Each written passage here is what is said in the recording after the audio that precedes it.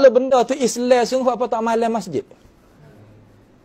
Ambil raya kulit malam masjid, isap rokok dalam masjid, apa tak buat? Kalau benda tu Islamiah sungguh. Sungguh tak? Tempat mihrab tu email tu, demo ni main raya kulit sikit. Ini Islamiah, dalil kita. Dia masa ya, apa dia? Raya kulit. Bukti apa? Raya kulit. Dalil dia. Adakah benda tadi itu hak? Cuba kita mikir. Mikir sikit. Adakah benda tu benar? Kalau benar, falyatafaddal. Mak budak yang ni. Hangeno, hatu dah aku kata duk ketok. Kenaklah kabai busukti. Kata baik sukti. Sebutlah tu budak mana? Kenak ini. Letih jadi dah ketua mak kalau kecek lagu tu mak. Orang kita ni sampai kata ilmu kadang-kala ni tak apa bila lagi duduk di dalam tempat yang sepek, walau ngaji tinggi, ngaji banyak setara mana pun, ilmu tu akan makan diri, lagi makan orang yang kat tepi pula. Hanya no, tak ada tengok aja. Kamu ada istiadat awak tak nak kau lagi tak reti, mana dia kecek ugamu. Dia pasal hadis, dia pasal ayat, dia kecek Quran.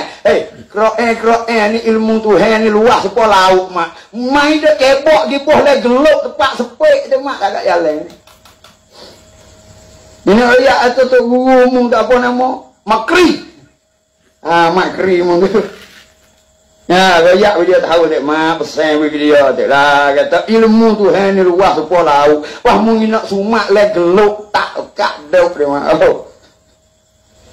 Ani dah dia jadi selerok.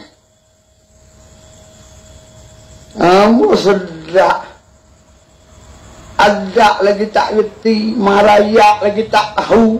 Pak kena dengan cara lagu tu. Main suruh naik main royal dalam sejik, suruh naik isap rokok dalam sejik.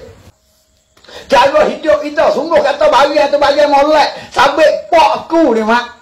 Jangan kata dalam sejik. Kalau kita ambil nasi sepinggan pergi makan dalam tempat tidur lagi pun dia katok. Tu pok aku kira pok aku tak dalam bukan tak buru.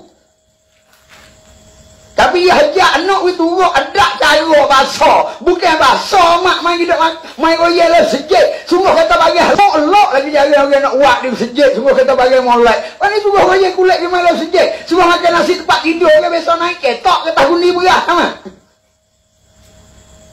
Menggelak kira yak doktor Makri mu tu adik William ngaji kata cara hidup. Ke dia tu terbaik lah kudu mulut. Tak ada pak, tak ada muk. Ada lah dia model hijau kata. Hijau ni halih nama tak mak sukon kau iting kata ni pun kena. Bakal bengok hilang. Kalau sebenar ilmu dia tu sungguh, kalau dia tak ni tak alai mak.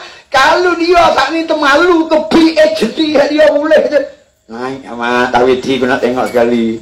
Pasal hidup lele kata ni bengok kata ni orang panggil ni pas kena kita dia keluar basuh ke belakang.